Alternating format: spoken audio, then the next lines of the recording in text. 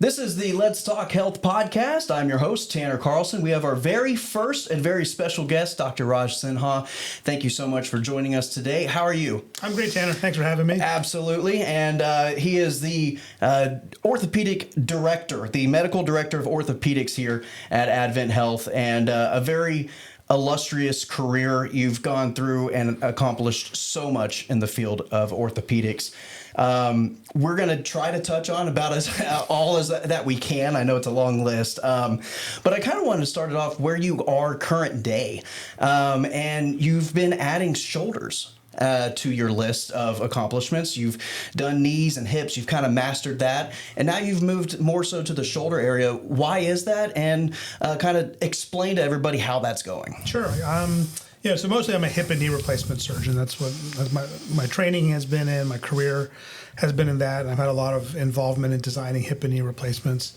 And when I came to Central Texas, particularly to Advent, there was nobody doing any significant number of total shoulders. And so for our local patient population, if they needed a shoulder replacement, they needed to travel to Austin or go up to Temple or something like that.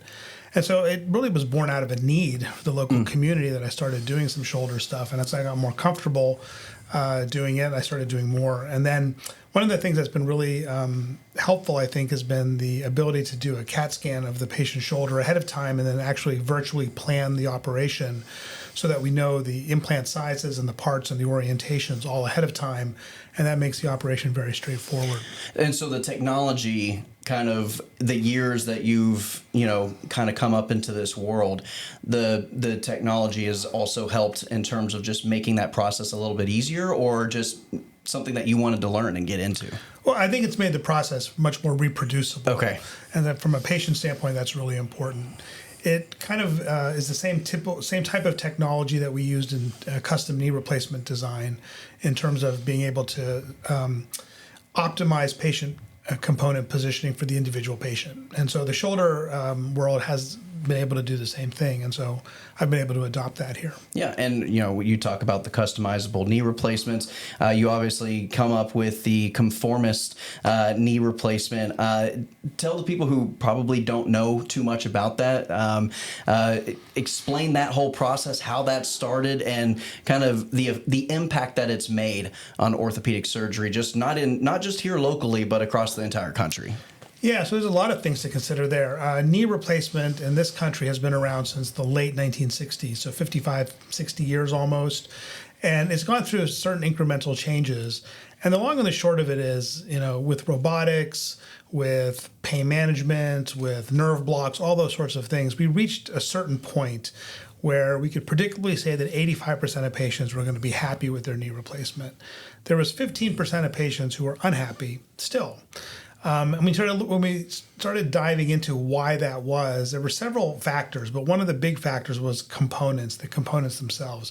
So for 50 years or so, the artificial knees were basically one shape. They came in, a multiple of sizes. In the early days, there were literally three sizes: small, medium, and large. And by the time we designed the custom knee replacement, most companies were offering about 8 sizes, single shape. Okay. Well, 8 billion people on the planet, not all of us have the same shaped Really? knee. Yeah. Surprising, right? Shocking. Yeah. And so when you have set shapes and set sizes, there's always going to be a certain percentage of people for whom you're in between sizes. Not surprisingly, that number is about 15%.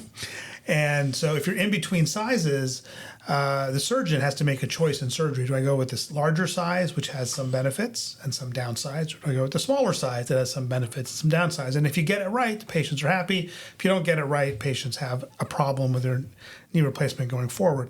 Now, it's not a bad enough problem for them to have it redone, but it's a bad enough problem to say, yeah, it's not as good as I was hoping it was going to be. Right. So with customization, the manufacturing allows us to actually take a CAT scan of everybody's leg, create a three-dimensional model of your knee, and then virtually correct the alignment of your leg. And then we manufacture the implant to be a perfect size and shape match for every individual patient. So with 3D printing technology, we can actually do that now very quickly and very accurately. So it takes about 6 weeks to manufacture the device from the time the CAT scan is done. The cutting guides themselves are also, patient specific. So they literally snap on the bone to tell me where I need to trim the bone up to make the implant fit properly. There's still some, surgical art to it. I still have to do some balancing and some things like that to make sure that it's not overly tight.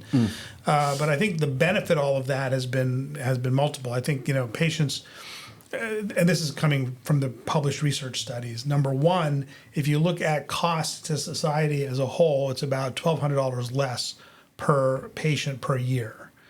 Now, if you translate that to a million knee replacements that we do every year in this country times $1,000, it's $1 billion of savings. Right. Now, who gets the savings? That's a whole separate conversation, but it's savings. Yeah. The reason that the other savings really is that there's a lower complication rate significantly, and so there's a lower reoperation rate in that first year. In fact, from the United Kingdom, they've studied this. They have this orthopedic development and evaluation program. So they have like a rating that goes from ODEP 1 to ODEP 10. So this is the first one to get to ODEP 6. The first knee replacement get to ODEP 6, which means that the complication rate is half of what it is of any other system that's on the market. Wow. And so what was exactly your role? I know I'm sure, was it 100% you? Was there a team of physicians and doctors that kind of had inputs and opinions and, different types of research that kind of went into this?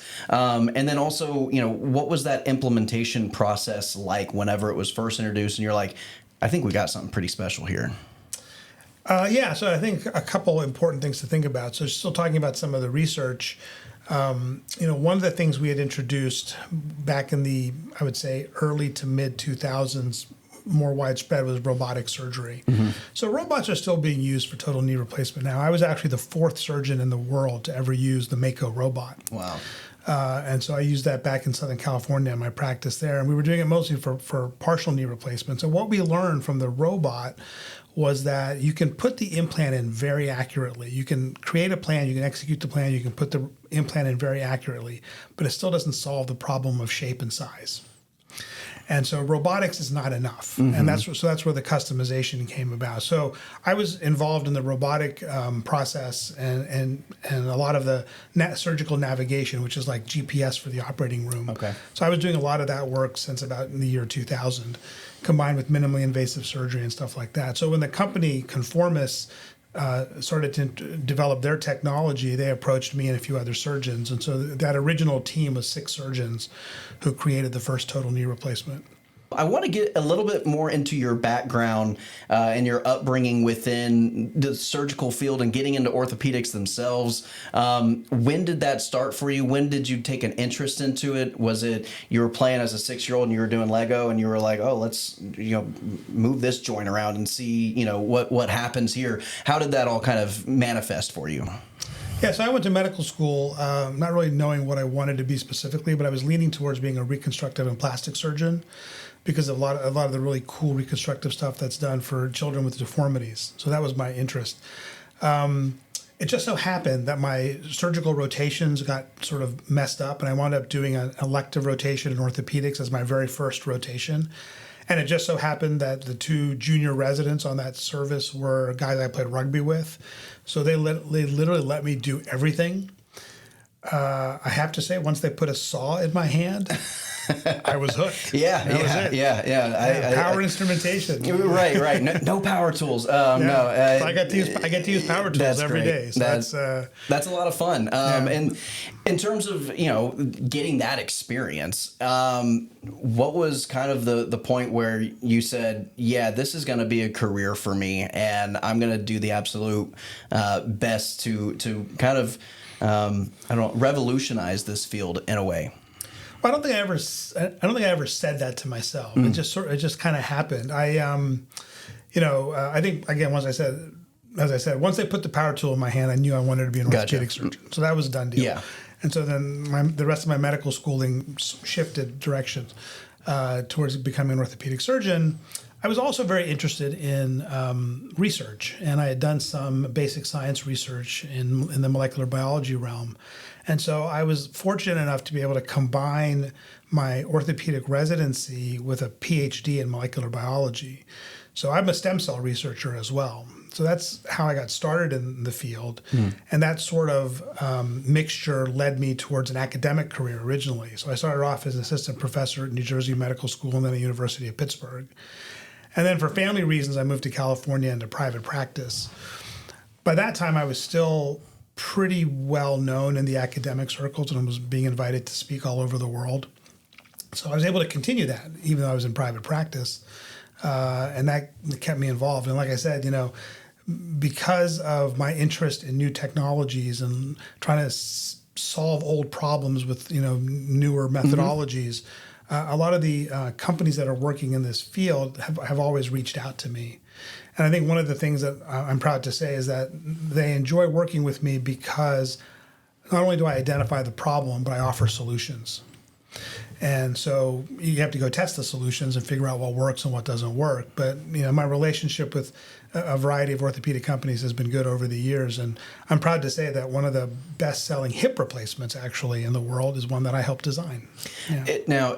This might sound like a silly question, but in terms of being in different locations, whether that be Northeast and California, down here in Texas, is there a difference in the types of patients you see, the types of injuries you might see, the types of recoveries you might see, the facilities and the doctors, the equipment, the technology, all that sort of thing wrapped up?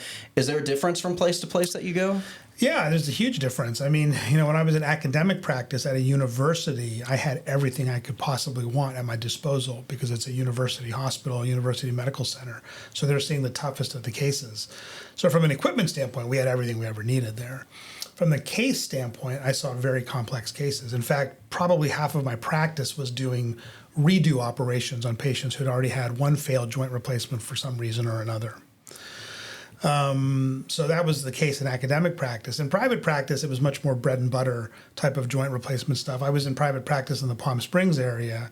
So that's a retirement community. My average patient age was, 76 for joint replacement. And it's a pretty affluent community, being Palm Springs. Palm Springs is one of those areas that I think 1 in every 14 dollar of private wealth in the U.S. is tied to that area. Right. Yeah, so it's a pretty affluent area. So that's a different type of patient expectation there. And then I actually retired. I mean, I moved to Central Texas to be closer to my parents and my sisters. And I retired, but was quickly bored out of my mind. And that's what led me here. So I think what's been great here is that the patients have been very welcoming. I think the staff and the administration has been very welcoming. I think there's a recognition that we need to change how we've done things here because they really have not had a significant joint replacement program until I got here. And we're slowly growing that volume. I think one of the first things that we did was go out and get a Center of Excellence designation from DNV. I think we're the only hospital in like a 200-mile radius here in Texas that has that designation. Wow. So I'm the director of that. So I'm proud of that being able to be done here because what it does is it stratifies everything that we do. It codifies it and it makes sure that we're doing everything with cutting-edge evidence-based medicine so that the patients they can get here what they would get at the Mayo Clinic. It's the same protocol. Wow. There's not much difference. Yeah. So I think that's something that is unique for this particular hospital. And I think the patients are, they're great, but they present new challenges. And the biggest challenge is that we're so spread out geographically. We don't have all of the resources in terms of home care and things like that you would want. But we're slowly building all of those pieces in place. We've got a great physical therapy program with multiple locations throughout Central Texas. And they've worked very well with our joint replacement doctors to make sure that the protocols that we want to implement for the patients are being implemented and followed. And in terms of the patients, we have, a lot of success stories.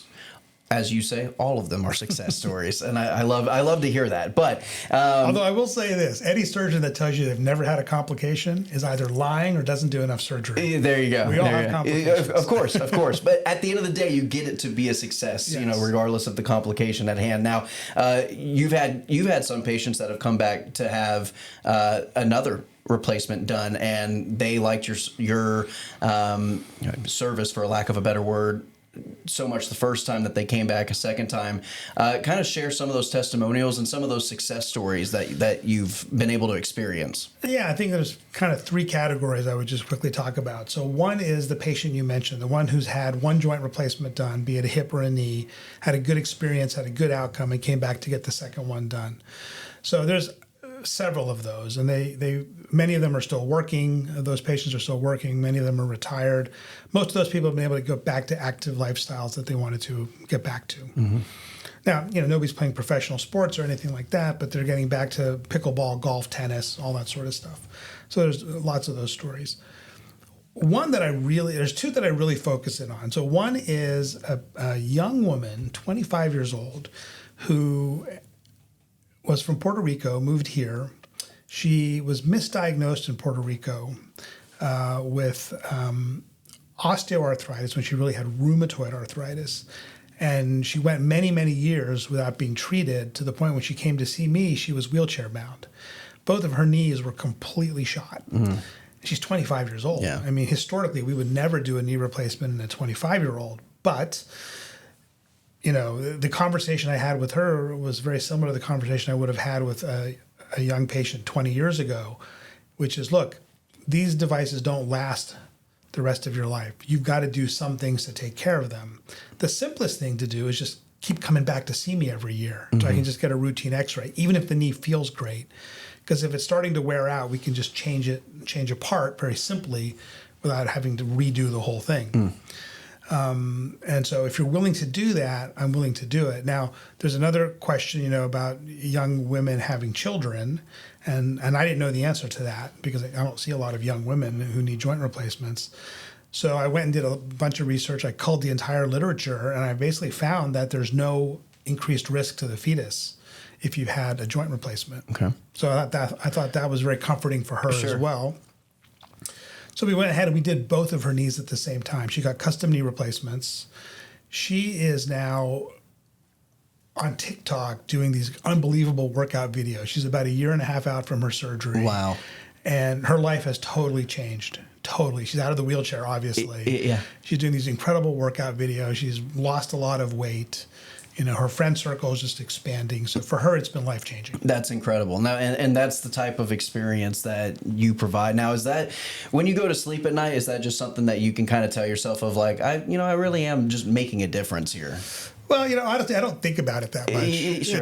This is my 28th year in practice. So I've done 10,000 knee replacements over those 28 years. Uh-huh. And the vast majority have done quite well. And, a lot of my patients have become my friends over the years. As a result of the impact we've been able to give them. Mm-hmm.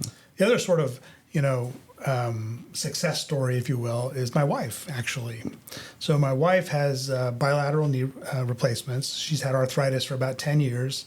And, I took her down this journey. If we tried everything that we could to avoid replacement, even though I told her the day is going to come eventually. Mm-hmm. And we did everything. We did stem cells. We did platelet-rich plasma. We did these different shoe therapy called APOS therapy, which allows you to recalibrate how the muscles function around the knee and decrease pain. We did, I think I mentioned the gel injections. We froze the nerves to her knee. We did a bunch of different things over the years. And she did pretty well until she got to the point where one night she woke up with this nightmare that somebody was stabbing her in both of her knees. And that's when she decided she was ready. Of course, she woke me up at 3:30 in the morning and said, "I'm ready to get my knees replaced." Let's get this. Let's get this going. Can we wait till the morning? Because no, it's got to be right now. It's got to be right now. So she wound up having both knees done at the same time as well, and she's done really well. I did not do her surgeries. There's some, conflict of interest issues there about doing family members. Although I did do my father's knee replacement 10 years ago, but that's another story. Mm-hmm. And so she had both of her knees replaced, custom knee replacements from conformists. She did very well with them. But she said the biggest problem with my experiences was that I was given all this information, but I wasn't given information when I needed to have the information. I got a 150-page PDF from my surgeon, and when I needed an answer, I didn't know where to go. Of course. She's like, now I had the benefit of living with you. You're a surgeon, and you know my surgeon, and and you can pick up the phone and call him, or you can answer my question. Not everybody has those resources, though. That was her point. Yeah. Most people don't have that experience. So she took that and she decided to write a book. So she wrote a book called Knee Replacement Secrets, and it chronicles her journey, all the things she did to prepare, the 10 years she spent trying to avoid it, tips, tricks, all these different things that people can utilize. Wow. I helped co-write it. Sure. Because I had to write the technical stuff, but she wrote all of the patient and stuff. And it's been well received. It went out onto Amazon in September, and it's a bestseller in 4 different medical categories. That's so I'm really proud incredible. of that. No, and you should be. Tips and tricks. What are some of those tips that maybe your wife went through, or some of your other patients have gone through that over the years you've kind of started to accumulate and tell other patients, future patients, whether that be in the recovery stage or even just someone as myself who I don't have any joint issues as of now. That doesn't mean I won't in the future, but what are some things that I can kind of do to take care of myself? So the bad news when you're young is you can't predict if your joints are going to go bad unless you have an underlying condition like rheumatoid arthritis or something like that. But 2 things that have been shown to speed the damage to the joints are immobility and weight gain. So if you gain 10 pounds, you're actually putting 70 extra pounds of pressure on your knee. If you gain 20 pounds, you're carrying a whole nother person on your knee, 150 pounds. So weight gain is really important to avoid when you're younger. Once you've developed arthritis, losing weight has been shown to slow the progression of arthritis, and it also makes your knees feel better because obviously you're carrying less weight. So I think that's one important thing. Mobility is also critical. So you want to maintain flexibility of the joints. In fact, the thing that probably pushes hip replacement patients to get their surgeries is when they lose mobility of the hip. It's not even so much the pain, it's the immobility that is really problematic for their day-to-day lives. And so that's what pushes them to get the surgery finally. So I think that's really important, in terms of preventative type of stuff. Once you've had the surgery, a couple of different things, we actually talk about this in the book a lot, is follow your surgeon's instructions. There's a reason that they gave you those instructions. Don't listen to your neighbor. I had this surgery done 10 years ago. I know all about it. People are always like, I had this exact same thing done. You had the exact same thing done, right? Oh, come on. But anyway, so follow your surgeon's instructions. It's really important. Preventing pain is way more effective than treating pain. And the biggest source of pain is too much activity that causes too much swelling in the early recovery phase. We don't want you to be immobile, but there's a sweet spot. If you do too much, you're going to get swelling and pain. If you don't do enough, you're going to get stiffness and pain. So you got to hit that sweet spot. And you got to take your medicine on a regular basis to help prevent pain so that you can do the appropriate amount of physical therapy afterwards. Well, Dr. Sinha, thank you so much for coming and speaking with us today. Is there anything else you want to add? Anything that I missed that you want to touch on? No, I think we hit all the major high points. Yeah. I think important to remember that here at AdventHealth Central Texas, we have a cutting-edge joint replacement program. Folks don't need to go to Austin or Temple. You can get everything you need done right here. That's fantastic. Well, thank you so much for joining us. That is Let's Talk Health, brought to you by AdventHealth Central Texas.